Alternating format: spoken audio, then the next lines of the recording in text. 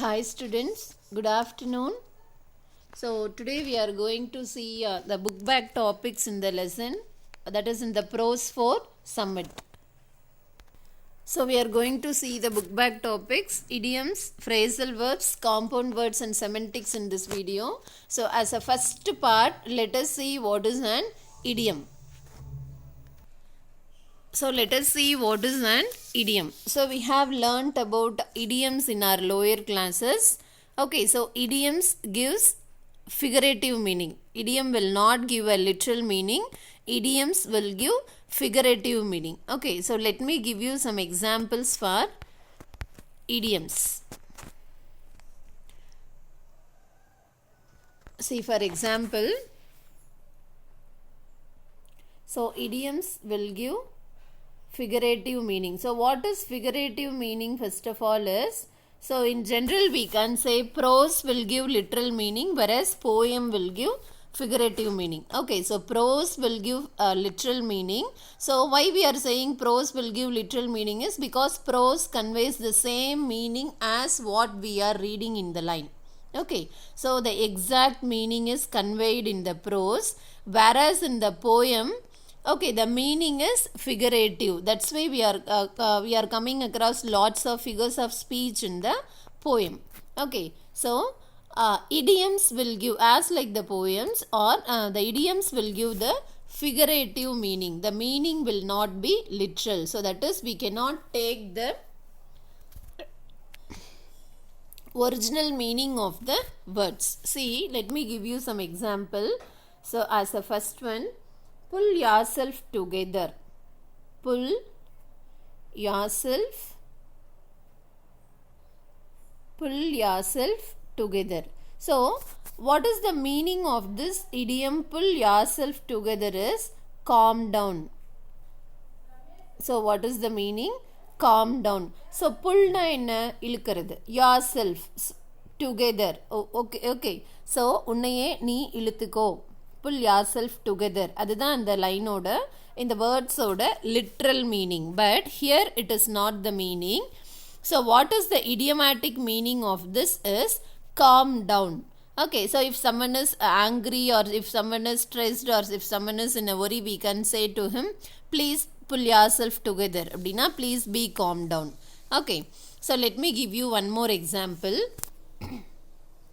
Call it a day. Call it a day. So this is also an example for idiom. So what is the meaning of this idiom is stop working at something. So what is the meaning? Stop working at something. Stop working at something. That is the meaning for call it a day. So without a literal meaning, we cannot take the literal meaning of this. Okay, so we have to take the idiomatic meaning, that is the figurative meaning. Stop working at something. That is the meaning of this idiom. Okay, so idioms will give figurative meaning. It is an expression. Idiom is an expression in English which has a special meaning of its own. Okay, so the special meaning will be figurative. It will not be literal. Okay, so we have already learnt that idiom is an expression in English with a special meaning of its own. So idiom will have a special meaning of its own. So let us see some examples. So given below are some idiomatic expressions with their meanings. Understand the meaning. So let us see the first one. A, wait for the dust to settle. So what is the meaning of this is to wait for a situation to become clear or certain. Okay, wait for a situation to become clear or certain. ஏதாவது ஒரு situation settle ஆகிற வரைக்கும் or calm ஆகிற வரைக்கும் clear ஆகிற வரைக்கும் wait பண்ணுறது. That is the idiomatic meaning of the idiom wait for the dust to settle. Next one, get or have all your ducks in a row. Okay, so get your ducks in a row or have all your ducks in a row. So what is the meaning? எல்லா ducksையும் அப்படியே ரோவாக நிற்க வைக்கிறதா, arrange பண்ணுறதா? No, that is not the meaning. So what is the meaning of this is To have made all the preparations needed to do something or to be well organized. ஒரு ப்ரோக்ராம்காக என்ன பண்ணுவோம், we will be organizing or preparing everything in a orderly manner இல்லையா. That is the meaning of this idiom, get all your ducks in a row or have all your ducks in a row. So C1, fetch and carry. So we know fetch means bring. Okay, fetch and carry means to do a lot of little jobs for somebody as if you were their servant.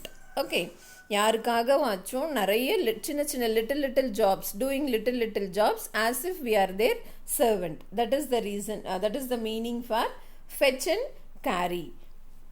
Next one, do the math. So D1, do the math. To think carefully about something before doing it so that you know all the relevant facts or figures. Okay, so idoda literal meaning what we can take, so do the maths properly, do the calculation properly, but that is not the meaning. The idiomatic meaning is to think carefully about something before doing it.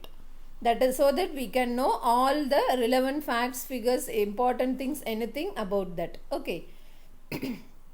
Next one, round the corner. So round the corner means very near. Okay, you are round the corner of the fact abdina, you are very near, we are getting near the fact, we are very near to that. That is the meaning. So here they have given 5 idioms along with their meanings. So the second topic is fill in the blanks with the right idioms. Choose from the above given idioms. So here they have given 5 idioms along with their meanings. So from the above 5 you have to fill in the blanks with the right idioms. So you can choose from, we can choose from the above 5. So first one is the Sherpas are cheerful. So already we have seen what is meant by Sherpas. You can recall the Sherpas are cheerful. Cheerful means happy. Gallant. Gallant means very brave and bold men who dash tents, oxygen, food, etc. for climbers during their ascent of the summit. Ascent means when they are climbing on the mountain. So what will come? The Sherpas are cheerful person, eager, enthusiastic, happy persons, brave persons. What they will do? They will carry tents, oxygen, food, etc. all the necessary things for the climbers who are climbing the mountain. So which will opt for this? We can choose option, that is question number C, fetch and carry. The Sherpas are cheerful, gallant men who fetch and carry. B1, the team dashed carefully so as to reach the summit successfully.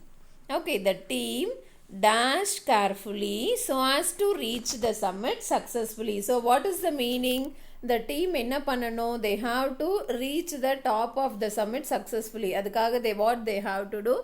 They have to plan everything, think and plan everything very carefully. So what is the meaning? So what will be the answer? Do the math will be the answer. So inga nama adha eppadi alter panni eludikalaana, the team does the math. Okay, we cannot write do here, you know what is the reason, so we can write does the math. Next, see, when they had to climb through deep new snow, the party sometimes had to dash. Okay, so when they had to climb through deep new snow, the party means here this team. Okay, the team sometimes had to, what they have to do? They have to wait, Leah, when they are when they want to get inside the deep snow, or when the situation is not good, they have to wait for the snow to settle down, Leah. So what will be the answer? I think option A will be the answer, wait for the dust to settle. So next, D question, each member of the team had all their dash. Okay, so each member of the team had all their ducks in a row. So they have made all the preparations properly. Next, even we could not believe that with a few more whacks of the ice axe in the firm snow, we were dashed to the top. So we were very near to the top. So what will be the answer? Round the corner. So we were round the corner to the top. So that is the answer. So next come to the third topic. Understand the meaning of the given idiomatic expression and choose the right one to complete the sentence. See, they have given idiomatic expression, 2 idiomatic expressions. So understand the meaning of that and then we can choose the answer for A and B question, right? So what is the first one? Icing on the icing on the cake. So what is the meaning? Something extra and not essential but is added to make it even better. For example, we can have the birthday cake as an example. So what is there? They'll be decorating the top of the cake with many ingredients, with creams and many other things. It is not important. It is not very important. It will not be very essential. Okay, but why it is added is to have a better look of it, right? So likewise, that is the, so other idiomatica we can express is, we can say as the icing on the cake, right? So the next one, break the ice, to make people more relaxed, especially at the beginning of the meeting. So when we are in the beginning of the meeting, so everyone will be definitely, they'll be looking stressed, they will be looking tensed, they'll be looking nervous, right? So to make the people more relaxed, to make them feel relaxed, especially in the beginning of a function or in the beginning of a meeting, likewise. That is the meaning of break the ice. So now we can choose the answers. What is the first one? A1 is, the conference room was silent though packed. Though packed means even though the room is completely filled with lots of persons, it is very silent. The chairman introduced an interactive session. So interactive, you know what is meant by interactive?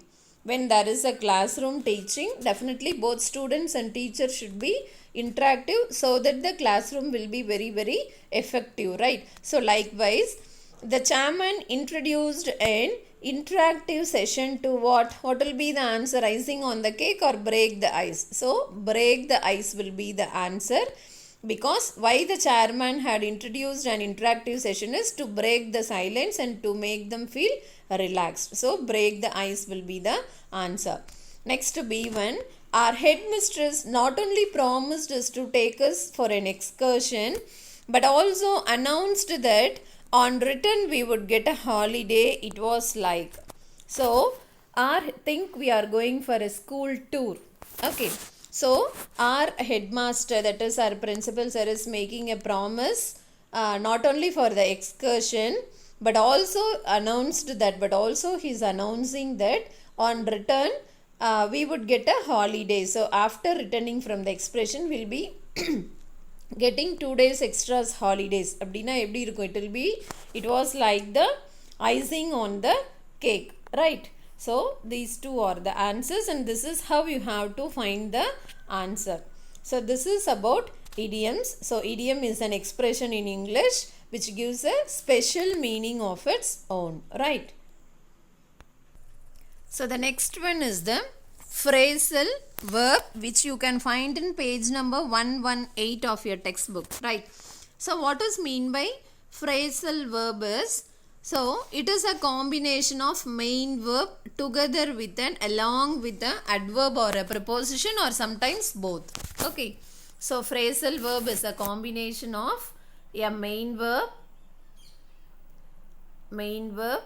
along with a preposition or an adverb and sometimes a combination of the both. This is called as phrasal verb, right? Now you can come to page number 118 of your textbook. Look at the topic B, phrasal verbs. Given below are the phrasal verbs with their meanings. Use the given phrasal verbs in sentences of your own. See, they have given 4 phrasal verbs. Turn on. So what we have seen, phrasal verb is a combination of the main verb along with the preposition or an adverb. So here turn is the main verb and on is the preposition. So it is a combination of main verb along with a preposition. Okay. Likewise here, took is a main verb and over is a preposition. So again it is a combination of main verb along with a preposition. Right. So likewise you can classify everything. So what is the meaning of the first phrasal verb turn on? It is to open, took over, take lead. That is take lead அப்படினா going in a leading manner. Okay. Set off, start a journey, and put off, to postpone. So these are the meaning of the phrasal verbs which they have given. So now come to the second topic. So here what you have to do is you have to use this phrasal verbs in sentences of your own. This is your work to be done, right? Now come to the second topic. Given below are some phrasal verbs which are frequently used in connection with traveling. So guess the meaning and match. See, some phrasal verbs are given. They are connected with traveling. Okay. See the first one. See off, stop over, set off. So what are all the options given? Start off or to begin a journey. Next one, to go to station or at airport, to say goodbye to someone, to stay at a place for a short period of time when traveling to another destination. So first one is see off. So what is the meaning of this is? That is like a send off. To go to station or airport to say goodbye to someone. So this is the first one. Second one, stop over. So what is stop over is? To stay. Can you guess? So it is to stay at a place for a short period of time when traveling to another destination, to another place where we have to reach. That is stop over.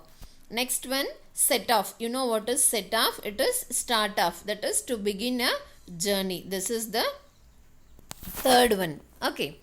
So now come to the next one. Get in, get off, get on, get away. So here we can see leave a bus, train, etc. To go away from home for a vacation, arrive inside train, bus, etc.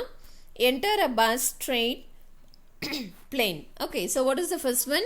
Get in. So get inside, get in. So the first one is enter a bus, train, or plane. Next one, get off. So what will be the meaning? The opposite meaning of get in. So leave a bus, train, etc.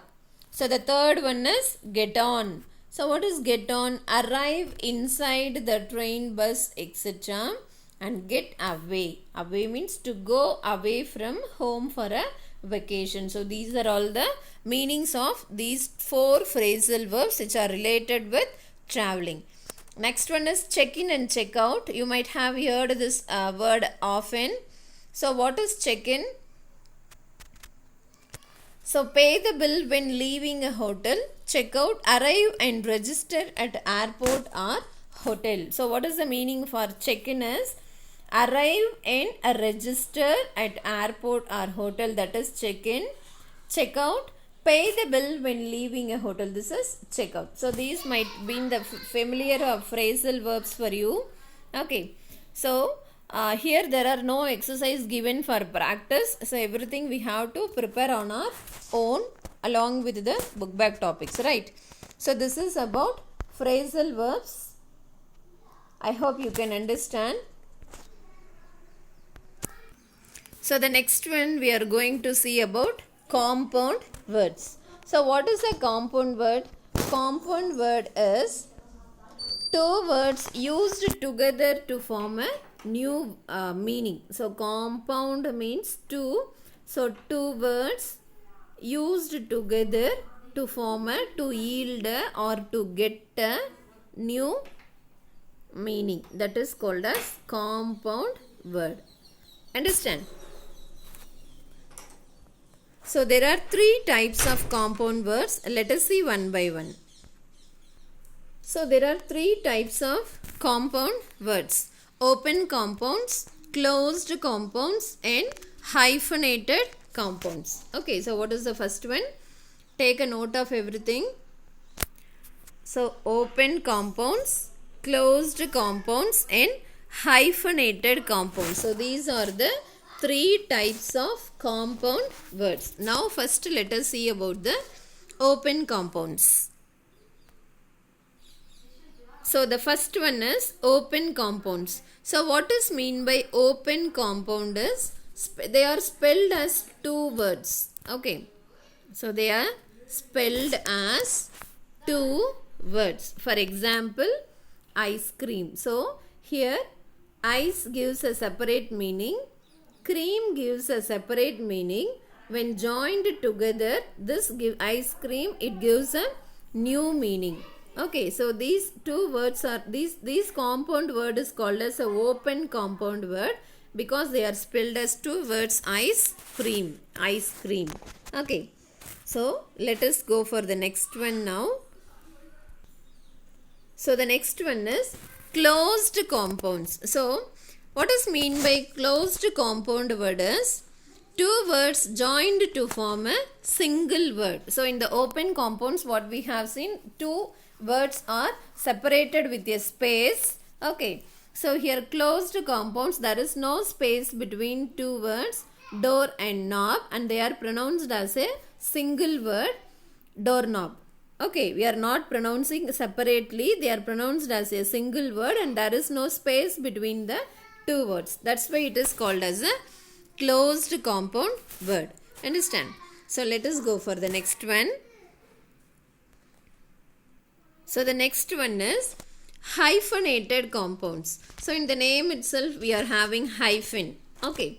So two words joined with a hyphen. Two or more words joined with a hyphen is called as hyphenated compounds. See for example, son-in-law, short term. So in these examples you can see the words joined with the we can see the words joined with a hyphen. That's why it is called as hyphenated compound. So two or more words joined with a hyphen, son-in-law, mother-in-law, daughter-in-law, short term, long term. Likewise we can give many examples, right?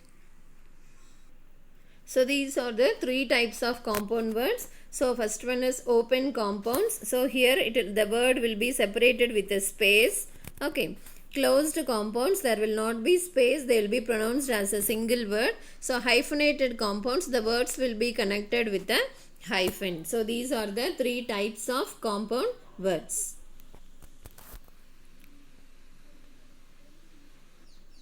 So now again come back to your book, textbook, page number 118, compound words. Here are some compound words chosen from the text.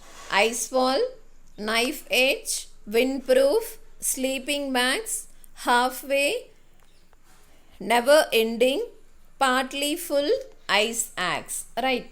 Let us learn a few more with their meaning. So, iceberg, an extremely large mass of ice floating in the sea.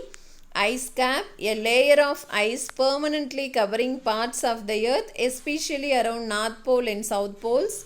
Ice floe, a large area of ice floating in the sea. Ice sheet, a layer of ice that covers a large area of land for a long period of time.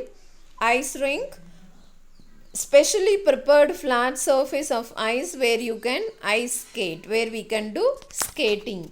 Okay, so what are all the examples? So these are all the examples of which type of compound word? Hyphenated compound words. Iceberg, ice cap, ice floe, ice sheet, ice ring. So these are all the examples of hyphenated compound words. Understand? Now come to the next page. Page number, I think you can understand the compound words.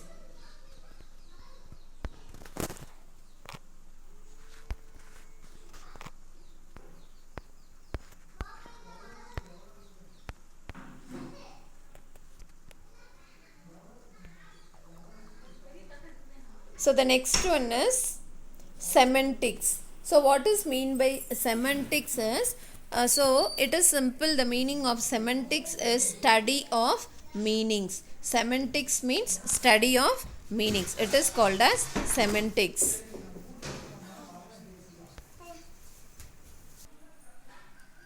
So what is the meaning of semantics is? Semantics is the study of meanings. Okay.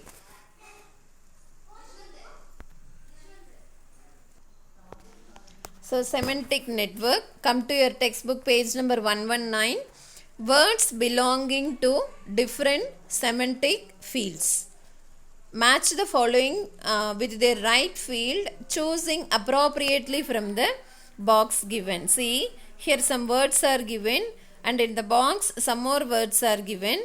So we have to match the meanings accordingly. So snowboard. Snowboard means it is related with sports. Snowboard, sports. Next one, snowmobile. So mobile means it is transport. So snowmobile, transportation. Next one, snow chains. Snow chains, it is machinery. Snowstorm. So storm nalle we can match with the weather condition. So it is weather. Snowbird. So bird means we can match with traveling. So it is 5, travel. Next one, snow belt. We have heard this in your geography lessons. So it is geography. Understand? So this is semantics. It is nothing but study of meanings.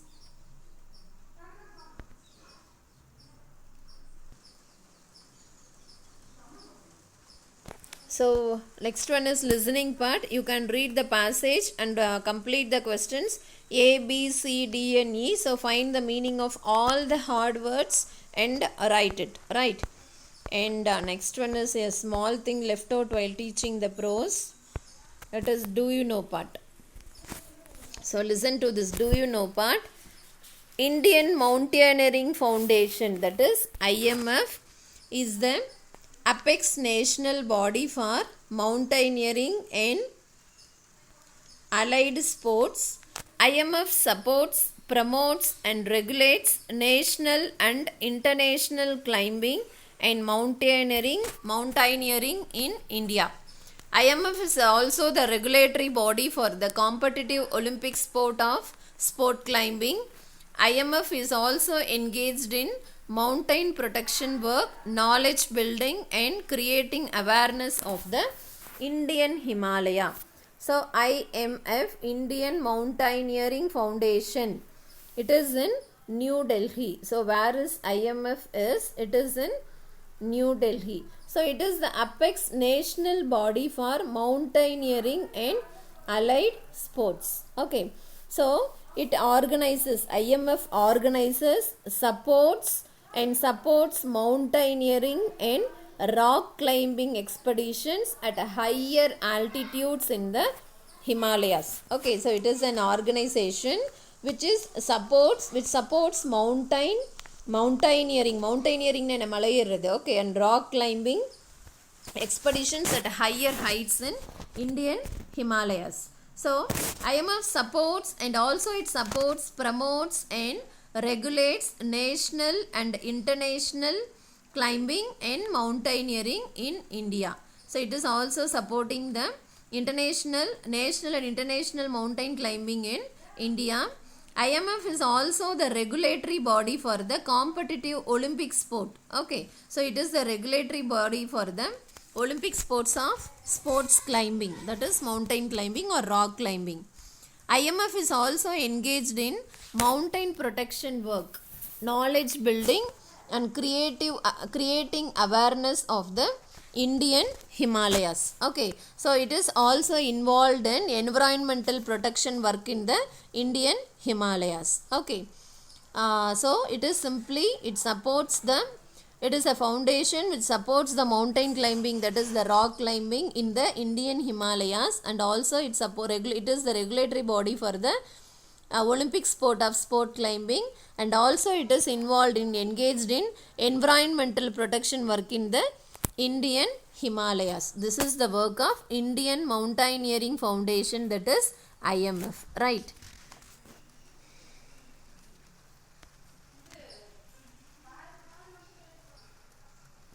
So in this video we have seen about idioms,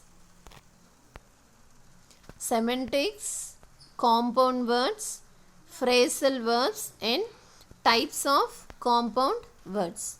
Okay, so I think every one of you can understand this class. Meet you in the next class. Thank you.